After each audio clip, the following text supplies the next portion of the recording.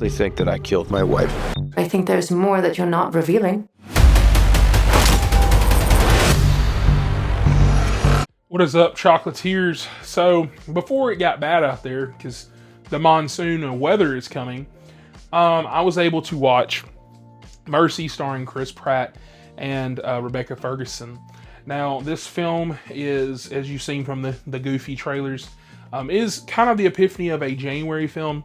I'm one of these people that I've been kind of, more positive towards January films the last few years. For every movie like last year, like A Flight Risk, I think we get something good like A Companion, right? And I think that this year, even though a lot of people didn't love Primate, I think there's still a lot good there to be had. And I think that there are several good films that can come out, even like recently The Bone Temple, which was last week. And so I think January's kind of more turned into like a late February type season.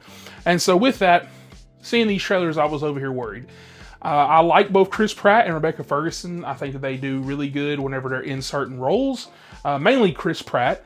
And so I was like, okay, this is more serious, whatever, but I've seen him in that serious role like The Terminalist and recently The Terminalist Black Wolf, or not Black Wolf, but Dark Wolf from last year. And so I knew he could do it if possible.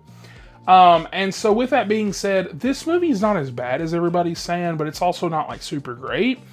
The problem is that this movie is like a Screen Life type movie. And so what that means is that, kind of learned that was a term recently. Basically it's just a guy sitting in a chair and he's going through stuff. So kind of like a Searching or something like that, right? Except this movie, like I said, isn't that good.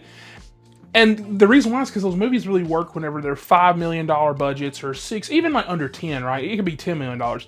But this is like a $50 million big budget Chris Pratt, Rebecca Ferguson movie where he is on trial for killing his wife. It's like this AI court, whatever. So very heavily like inspired by Minority Report, stuff like that. And I think the biggest issue with this movie is that it's very much so, trying too hard to be big budget. Like you've got explosions, you got stuff like this and that, whatever. They're like, go watch it in 3D, it's in IMAX, and like all this crazy stuff.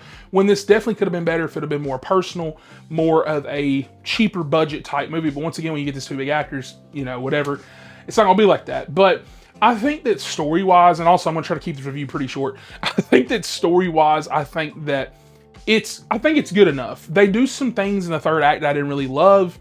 But with that being said, I think the initial premise is, okay, we're here. I think this would have definitely worked more. Ironically, can't believe I'm saying this, if it was like on a streaming service or something like that.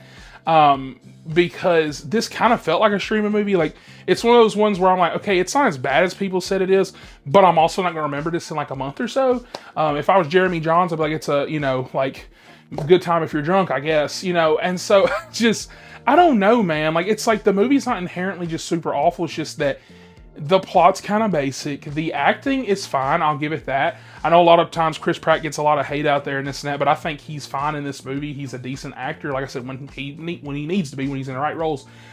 It's just one of those things that you're pretty much just watching this movie and it's just Chris Pratt going through screens. I mean, that's kind of it.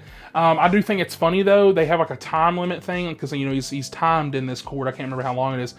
So you do kind of get a sense of how long the runtime for this movie is. Which I guess is a plus, because at certain points, like I said, especially the third act, I was like, all right, speed it up. But with that being said, I guess that's it. That's all I have to say about this movie. I don't know, man. Like, I hate watching movies like this that are just like, okay, because it's not like, oh my God, I can just like go off on it because it's bad, but like, I also can't like super duper praise it. So like, that's kind of all I have to say. I will have a Steel review later on tonight. That's a new Amazon Prime show. And I'm really hoping that I can finish that later on today. I should be able to, and I should have that review out later on tonight, if not tomorrow.